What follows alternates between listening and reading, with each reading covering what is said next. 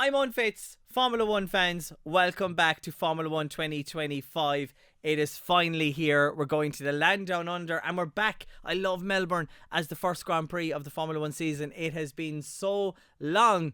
I think the last time was during COVID, wasn't it? And they had to cancel the whole Grand Prix. We won't even get into that. I am back podcasting. If you're a podcast fanatic who's listened to this in the past, or if you're new, thank you so much for watching and listening. BYD is my sponsor. Thank you to BYD Limerick for coming back. You can check out BYD Limerick at Lyons Motor Group. Call into Darren the gang if you want to take a look at the fully electric or the plug-in hybrids. I had the 1.5 BYD Seal U last year. Have a look at that. Perfect family car and a great plug-in hybrid with a 1.5 petrol engine. Call into the gang at BYD. We're heading to the land down under. Formula One is back. It is going to be the closest season, I think, in Formula One history, and that's a lot compared to what we had last year in Formula One. Welcome to the F1TZSTOP podcast.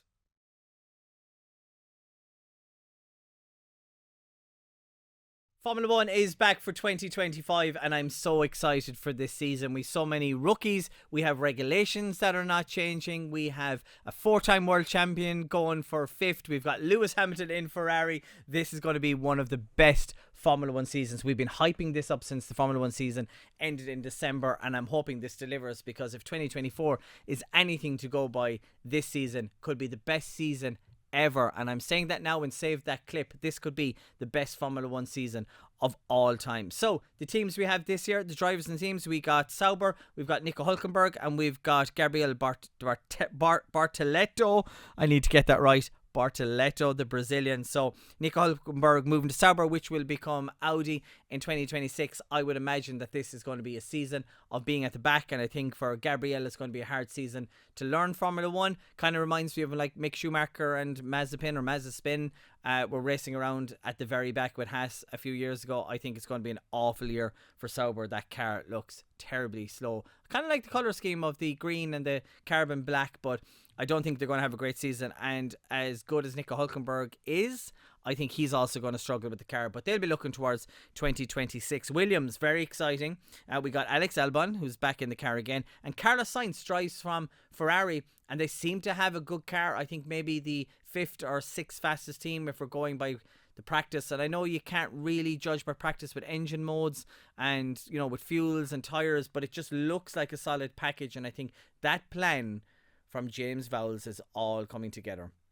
Getting Williams back to where it needs to be, a good season this year, and then the new regulations for 2026, and then building into 27, 28. They want to bring Williams back to where it should be, and that's at the front. It's so exciting. They'll learn so much from Carlos Sainz. He's a race winner. He's got so much experience from his McLaren, his Toro Rosso days, and most importantly Ferrari, and he's a race winner as well.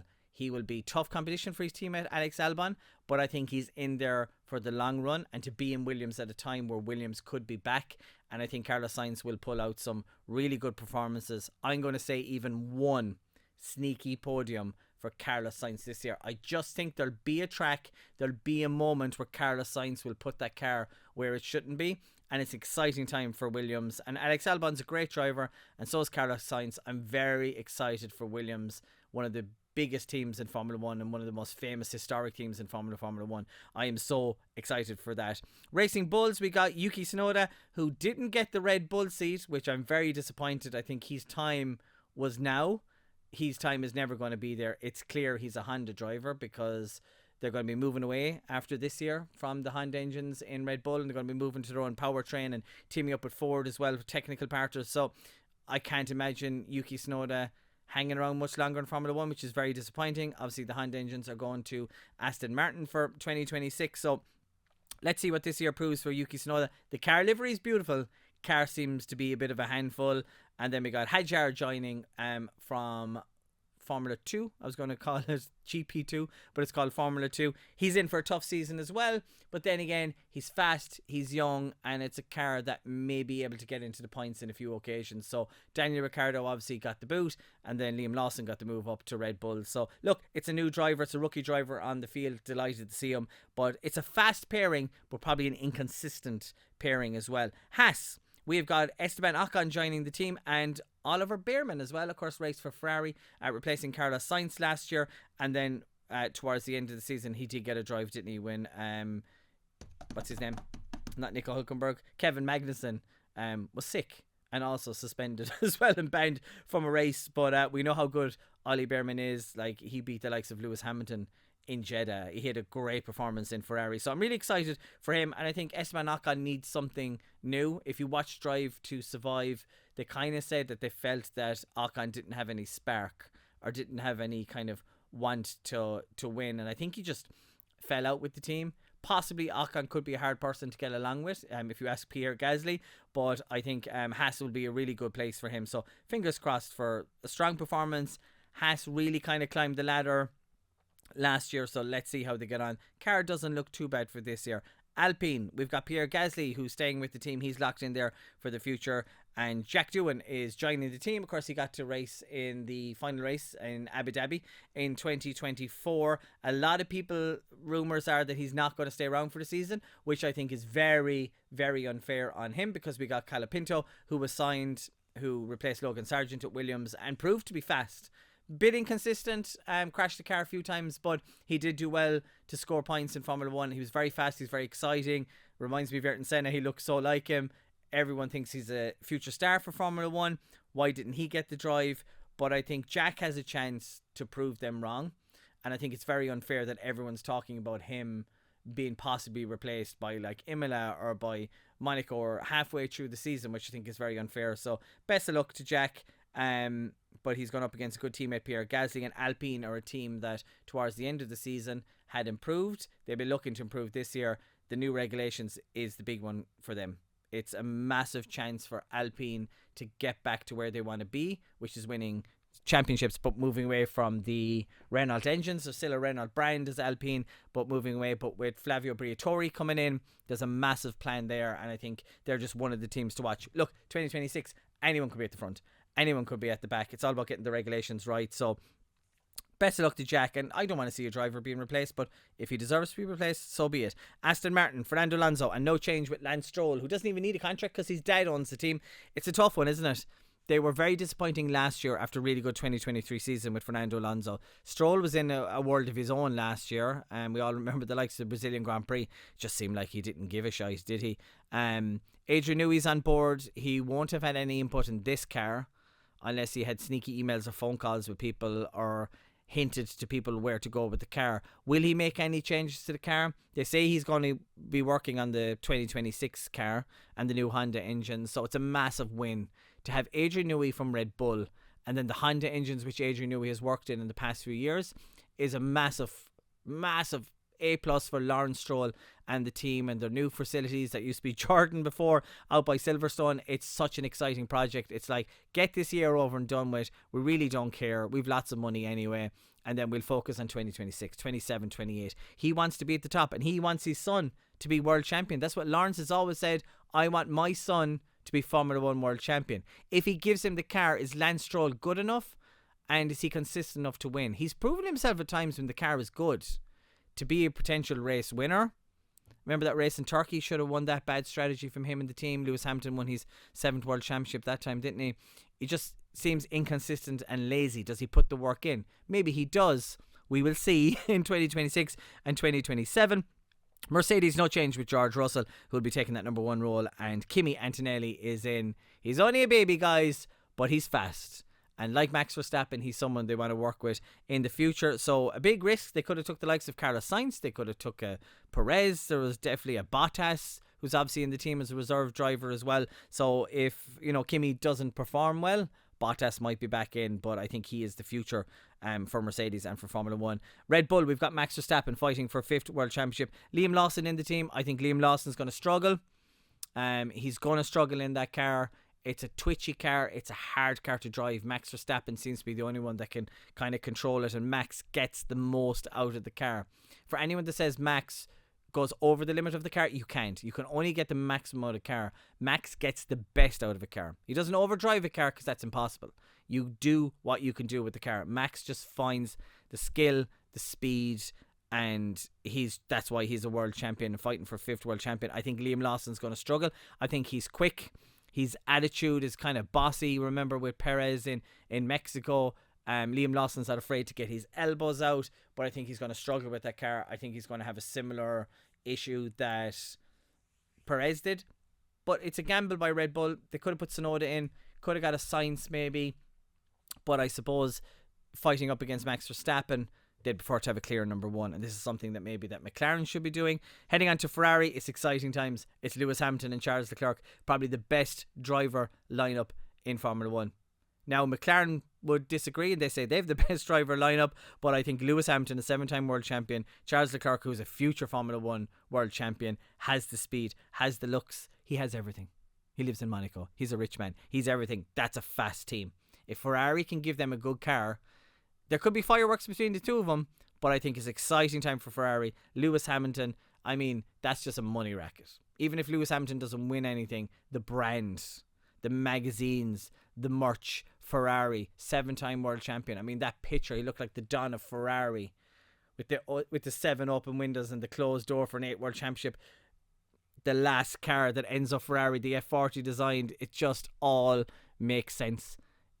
Fernando Alonso and Sebastian Vettel won on their debut with Ferrari, world champions when they moved to Ferrari.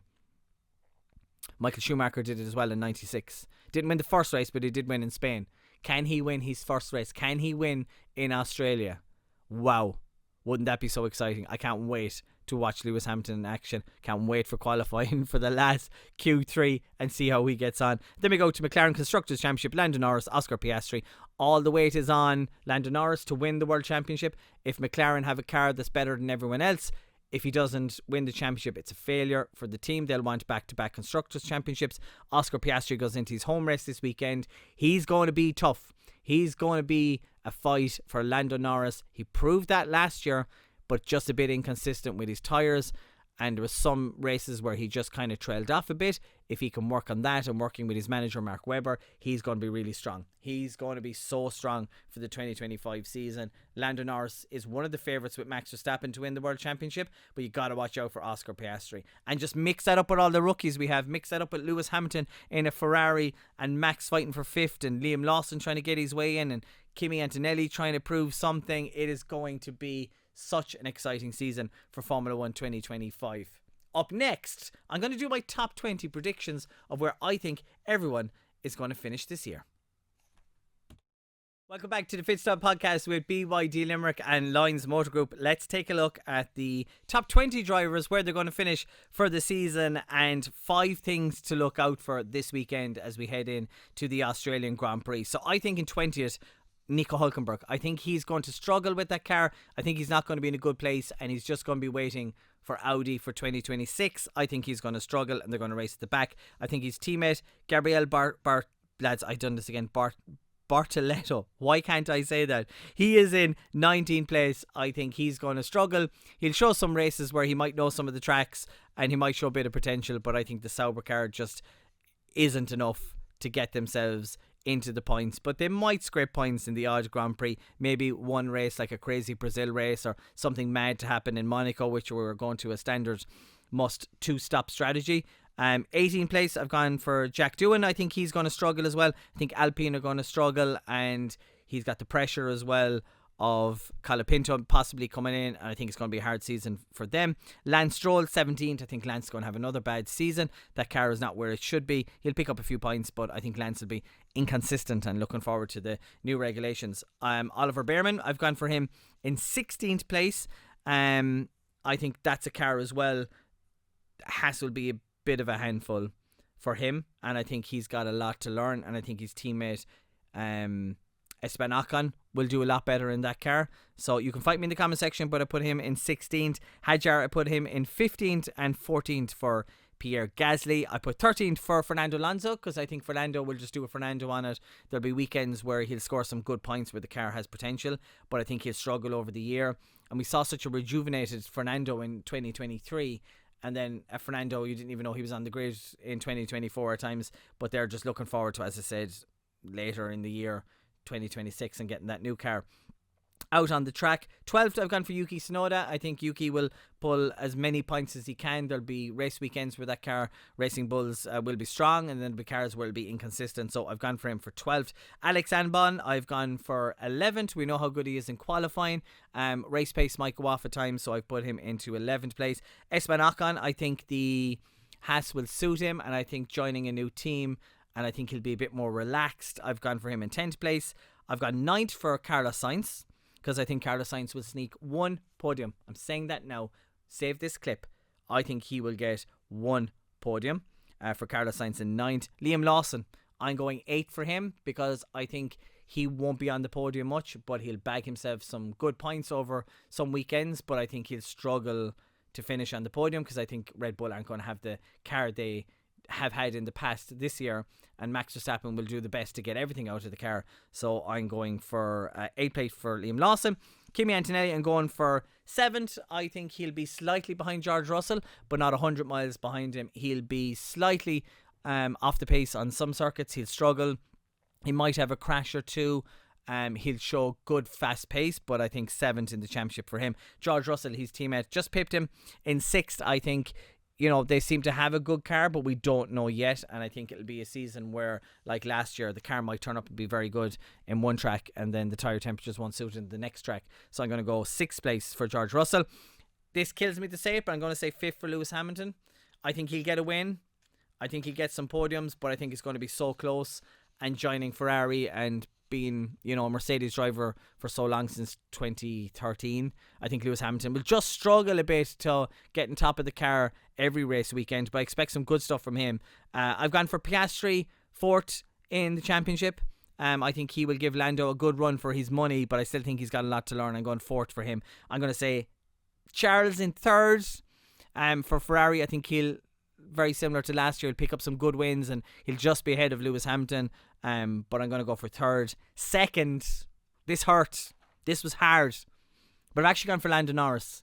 Even though I think McLaren are the team to beat, they don't have a clear number 1. And I think the teammates are going to clash even more this year. And I just don't see Piastri giving Lando Norris race wins. I don't see him holding back. We had that moment in Monza last year. He's got to keep doing things like that. Lando needs to get his elbows out a bit more. And I've gone for 2nd for Lando Norris. And I just have to go for Max Verstappen for world champion number 1. I just think Max Verstappen has what it takes to get the most out of the car. Pick up some race wins, pick up some podiums, pick up some points. And there'll be some crazy races like Brazil where he pulls off these like world champion moments.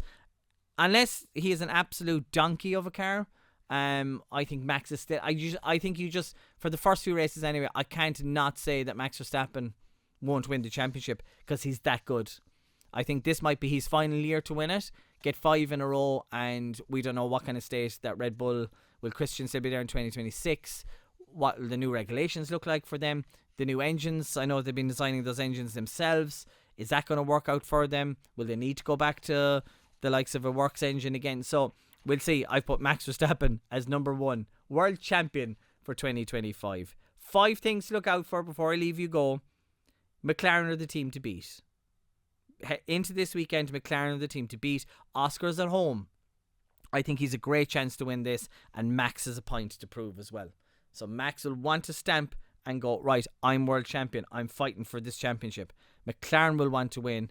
Lando needs to win to start his championship bid, but Oscar is at home, and I expect good things from him this weekend. We've 6 rookies. This is number 2. We've 6 rookies on the field. In the field. We've 6 drivers that are rookies. I know some of them have performed before, but this is their first time in a full Formula 1 season. That's going to cause drama. It's going to cause fireworks. It's probably going to cause crashes and some red flags and maybe some penalties and some talking points. But hey, we've been given out that we haven't had enough rookies in Formula 1. I think last year started with no rookies and no change, and then it slowly came in as people were sick and people left Formula 1, people drafted in and out. So 6 rookies on the field. That is going to be exciting into turn 1. Third thing to look for, end of regulations. It's a tight fight. It's the last year of the regulations that were brought in 2022 before we move to the new ones in 2026.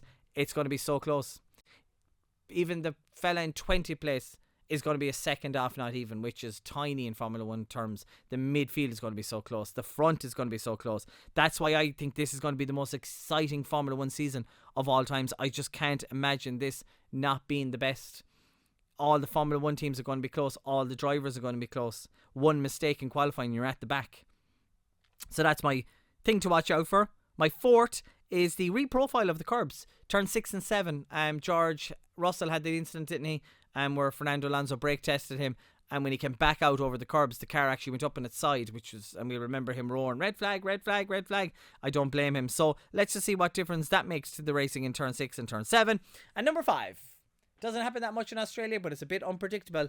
It's the weather. And the weather forecast looks like, wait for this, it's going to be raining for the Grand Prix. Who's good in the rain? Boom, boom, boom, boom. Max Verstappen. So, you never know what might happen. It might mix up the weekend. I shuffle my papers and I go, woo, let's call it for the weekend. I'm going to go for an Oscar Piastri win with Max second and Fernando Alonso third. That's my top 3 prediction for the Australian Grand Prix. Get up early, watch the Grand Prix. I'll be slightly delayed with my Formula 1 review of the Australian Grand Prix because I'm going to Disneyland and I deserve a week off. So I might do, after the second race, which is on the Chinese Grand Prix, I might just do two back to back because I'm not podcasting from Disneyland. I'm going to have to go on some rides and I'm going to enjoy myself. Enjoy the Grand Prix. Formula 1 is back for 2025. Can Max get a 5th World Championship in a row? Can McLaren make it 2 in a row? Can Lewis Hamilton win? What can the rookies do? 6 of them in the field. This is so exciting. Bring on Formula 1 in 2025.